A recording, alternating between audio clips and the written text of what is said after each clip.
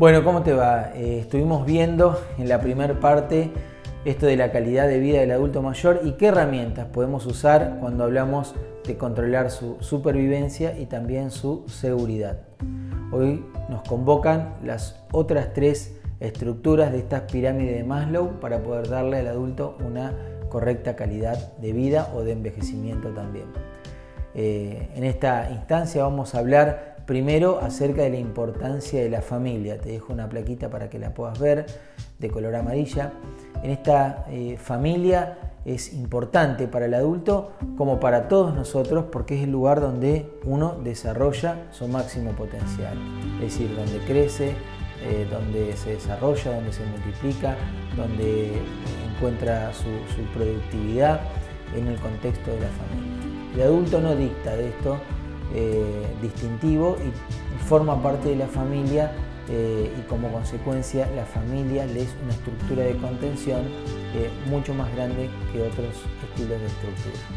Ahora, para hablar del adulto y de la familia tenemos que hacer algunas referencias en relación al adulto en sí y a la familia en sí. Vamos por la familia.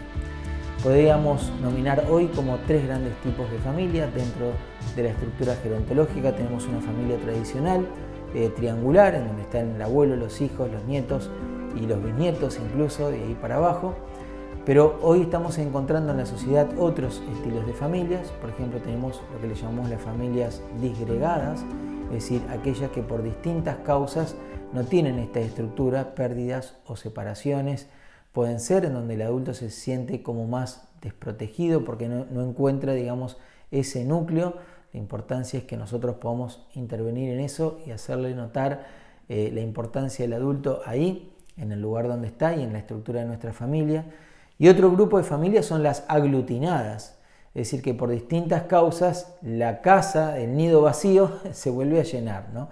A veces puede pasar de que los hijos vuelven a vivir a la casa de los padres, esto pasa mucho por el tema de las separaciones. Ahí se pueden generar alguna serie de conflictos, otras por problemas económicos, entonces todos nos vamos apiñatando en un hogar. Y yo te había dicho en la clase anterior la importancia que el adulto le da a su casa, que es su museo, o a su pieza, o a su mesita de luz, que es el lugar donde guarda esos recuerdos que le dan seguridad. Para tenerlo en cuenta a esto en las estructuras de las familias. También hablamos de un adulto, porque no es lo mismo una estructura de familia que un adulto.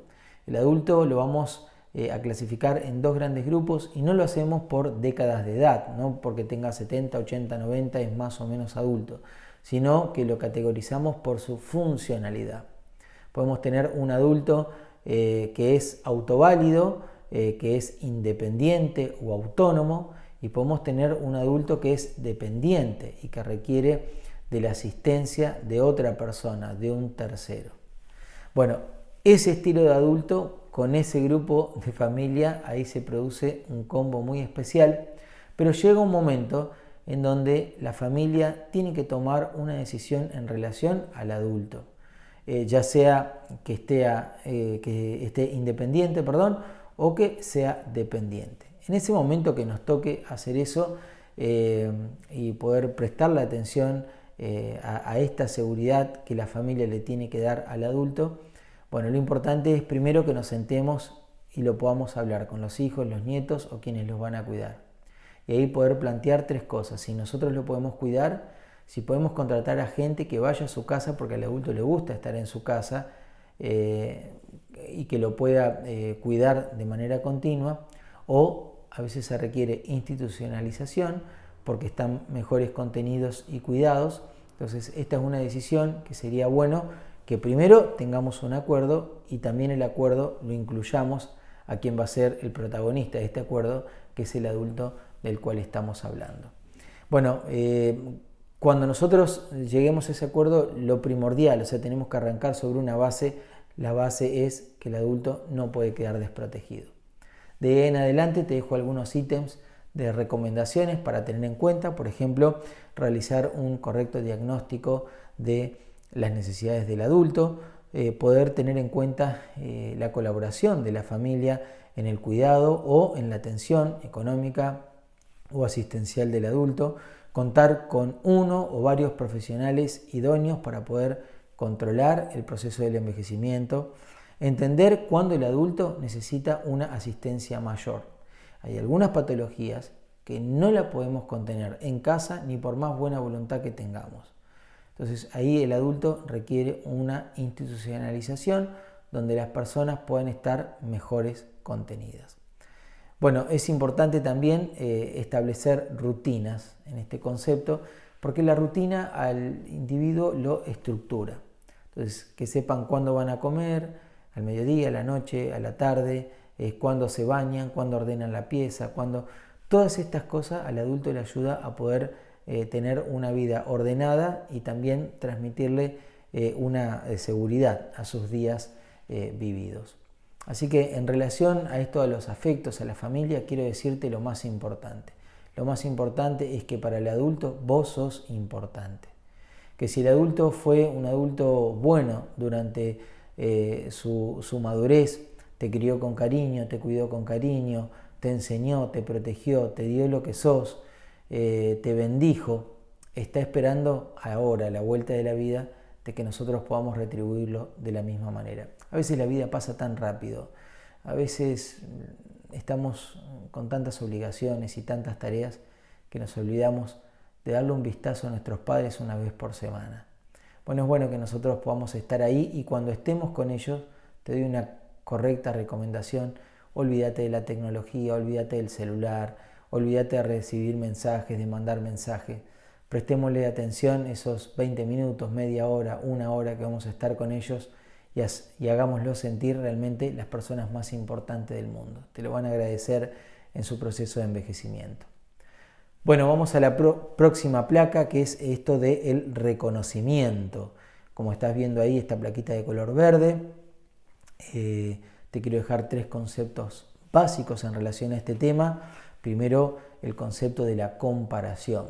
Siempre en el proceso de la vida nos comparamos. Nos comparamos con un par, ya sea en la estructura de su familia, en la parte económica, en la parte laboral, en su profesión, incluso hasta en su reconocimiento, en su fama. Pero el adulto no se compara con el otro. El adulto se compara consigo mismo y se compara puntualmente con las pérdidas o las ganancias que va generando a través de los años. Básicamente más con las pérdidas. El adulto dice, mira, el año pasado podía caminar, hoy uso bastón. El año pasado me podía preparar la comida, hoy necesito que alguien me prepare la comida. El año pasado podía salir a caminar, este año me cuesta caminar afuera de mi casa. Entonces va evaluando su proceso de envejecimiento con esto de las pérdidas comparativas ¿con quién? Con su propia funcionalidad de los años anteriores. Antes podía recitar un texto de memoria, ahora no. Lo podía memorizar, ahora no. En definitiva, tener en cuenta que el adulto siempre se compara con el otro. ¿Viste? Por ahí, para alentarlo al adulto, nosotros cuando lo vemos decimos, uy, pero fíjate aquel, mirá cómo está, que no puede caminar, fíjate el otro que usa bastón y vos que te podés parar y levantar. Y para nosotros eso es importante, pero para el adulto no, porque el adulto se compara consigo mismo. Entonces tenemos que buscar la manera de decirle al adulto cómo todavía tiene una funcionalidad y qué es lo que podemos hacer prospectivamente para que no lo pierda. Esta plaquita tiene 2 conceptos importantes más, lo vamos a ver y enumerar, que son la gerontoadolescencia y el adulto como un donante de experiencia. Bueno, ¿qué es esto de la gerontoadolescencia? Bueno, es un proceso de la vida en donde el adulto tiene una remembranza a la adolescencia, pero no porque vuelve a ser adolescente, sino porque la etimología de la palabra adolescente viene de adolecer. Y adolecer no viene de dolor, sino que viene de cambio. Un adolescente cambia de niño a adolescente, cambia su cuerpo, cambia su pensamiento, cambian sus hormonas, cambia lo que puede hacer a nivel social. Entonces, ese cambio le genera un gran proceso de adaptación y no es sencillo. Por eso es que la adolescencia a veces es difícil en el control de nuestros hijos. Bueno, al adulto le pasa exactamente lo mismo. Entra en un episodio de adolescencia, en donde se adolece por el cambio. Lo que va a venir le resulta incierto. No sabe si va a caminar bien, si va a ver bien, si va a oír bien, si va a estar solo, si lo van a institucionalizar, si va a tener más pérdidas, si va a quedar en definitiva. Todo esto al adulto le genera ansiedad y a veces reacciona de una manera inesperada.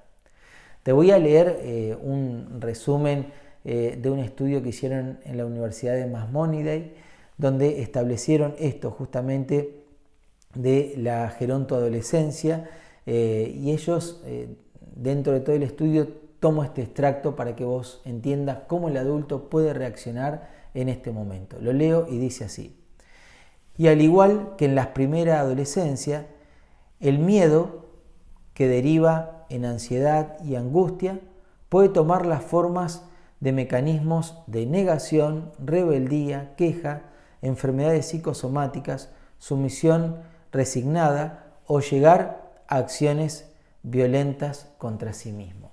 Es decir, el adulto puede tener unas diferentes reacciones que no solo pueden estar relacionadas a su estado cognitivo, sino también a su adolecer por lo nuevo que tiene que enfrentar. Y también lo dice de una manera que en la madurez uno aprende a callarse, a no decirlo, y a veces por ahí nosotros lo interpretamos como un exabrupto. Por eso yo te quiero leer acá una frase de un famoso poeta que escribe sobre la gerontología, que es José Saramago, y al final de su poema dice estas frases que también nos van a ayudar a entender la reacción del adulto mayor. Dice: ¿qué importa cuántos años tengo o cuánto espero tener? Si con los años que tengo aprendí a querer lo necesario y a tomar solo lo bueno. Bueno, resume un poquitito esto de la explosión a veces de la conducta del adulto mayor, sin olvidarnos de que puede haber algún proceso senil que vimos allá en la supervivencia, por lo cual tenemos que controlarlo y evaluarlo. Pero bueno, un poquito enterarte de que el adulto pasa una adolescencia y lo hace en esa etapa de la vida porque tiene que adaptarse a un nuevo yo, es decir, a un nuevo cambio de su estructura de vida. Y finalmente en esa plaquita verde hablamos esto del adulto como un donante de experiencia. Es decir, ¿te acordás lo que te dije al principio? Dejar de entender al adulto como un objeto para la asistencia y que pueda ser un donante de experiencia. Hay muchos adultos que han cultivado mucho durante su vida y pueden seguir brindando esa experiencia. El adulto tiene lo que todos nosotros de nuestra generación no tiene, y es tiempo. Y el tiempo lo puede usar para un montón de cosas. Por ejemplo, para poder transmitir verdades, para poder acompañarte en oración, para poder acompañarte en decisiones. El adulto puede estar ahí, puede ser un donante de experiencia. Un dato cómico para relajar un poquito la charla, conocido en el doctorado de gerontología, uno de los docentes estaba sentado en su casa y vinieron los de aguas provinciales y empezaron a hacer huecos para ver dónde estaba un caño que tenía problemas. Entonces el adulto sentado le dice: el problema está acá, mírenlo acá, acá está, ahí tienen que cavar. Y vino un ingeniero y otro y cavaron acá, cavaron allá, cavaron, no encontraron el desperfecto en el subsuelo. Hasta que uno dijo: che, vamos a hacerle caso, vamos a cavar ahí, donde dice el adulto. Y fueron ahí, pum, cavaron, cuando cavaron encontraron el desperfecto. Entonces salieron de ahí y le dijeron: bueno, ¿cómo es que usted sabía que el problema estaba ahí? Y le dice: querido muchacho, yo estuve acá cuando pusieron ese caño. Bueno, eso es ser un donante de experiencia. Es poder brindarle al adulto esta importancia que todavía tiene en el rol social, en el rol familiar y en el rol personal. Al final vamos a leer un texto de una ejemplificación de un donante de experiencia como fue Salomón, que escribe al final de su vida ahí en Eclesiastés capítulo 12. Terminamos esta segunda parte de la charla de la calidad de vida del adulto mayor con esta plaquita de color azul que estás viendo ahí, que son sus sueños o su perspectiva o su futuro, que vaya que sí la tiene el adulto mayor. Viste que ahí hay un cerebro grande como que está trabajando y hay 2 titulitos, mente activa y abajo prospectiva y una palabrita que es foda, que después lo vamos a analizar ahora cuando estemos juntos. Bueno, mira, la mente trabajando es lo que nosotros tenemos que lograr en el adulto mayor. A veces sus fuerzas se van agotando, su energía, sus músculos, pero la mente puede estar activa y tenemos que ayudar a que el adulto pueda tener una prospectiva, es decir, que pueda mirar para adelante con un futuro alentador para él. Y lo mejor para eso es tener una mente activa, ponerlo a trabajar, a ejercitar, a poder hacer cosas, que pueda cumplir esos sueños que no lo pudo cumplir cuando era joven, que pueda estudiar inglés, que pueda estudiar italiano, que pueda perfeccionar su idioma de origen natal, lo que fuera. Todo esto lo va a ayudar al adulto mayor. Una mente activa es una mente despierta, que pueda aprender a hacer nuevas cosas. Te dejo un regalo en relación a esto. La generación de los adultos de hoy ha sido la que más se ha tenido que acostumbrar en el transcurso de las últimas décadas de la vida o centenas de la vida. Vos fíjate que el adulto que hoy tiene 80 años, cuando era niño no había heladera en su casa y conservaba los alimentos en sal. Y hoy tiene una heladera y un microondas que puede guardar y cocinar cuando quiera. Hace 100 años atrás no existía la comunicación. Hoy tiene televisión, YouTube, Netflix, internet, celulares, conectividad con todo el mundo. Es decir, la adaptabilidad que ha tenido el adulto es impresionante. Eso es lo que tenemos que capitalizar. Y te animo a que le ayudes a tus seres queridos adultos a que puedan aprender a manejar el internet, a manejar el celular, a contactarse con videollamadas con sus seres queridos, a mandar mensajes de texto, a mandar audios, a recibir mensajes, a recibir devocionales. Todo esto al adulto le ayuda a tener una mente que trabaja y que está bien que la mente dejó de crecer a los 20 y pico de años, pero sí tiene nuevas conexiones interneuronales con el aprendizaje y eso hace que la mente pueda estar joven y rejuvenecida. Y finalmente lo de la prospectiva, es decir, poder sentarnos con el adulto y decirle: mamá, papá, abuelo, tenés años de vida, está bueno que hagas cosas, pensá qué es lo que podés hacer hoy para alcanzar ese objetivo que vos querés alcanzarlo dentro de un tiempo. Pensalo y a ver qué es lo que podemos hacer. Entonces, si quiere aprender italiano, bueno, conseguirle un profesor de italiano. Si quiere aprender, todo sujeto a la condición que el individuo tenga. Por eso esto de la prospectiva en el adulto, y también diría en cualquier etapa de la vida, está sujeta a esta palabrita, a este acróstico que es el FODA. Primero, tener en cuenta las fortalezas que tiene el adulto.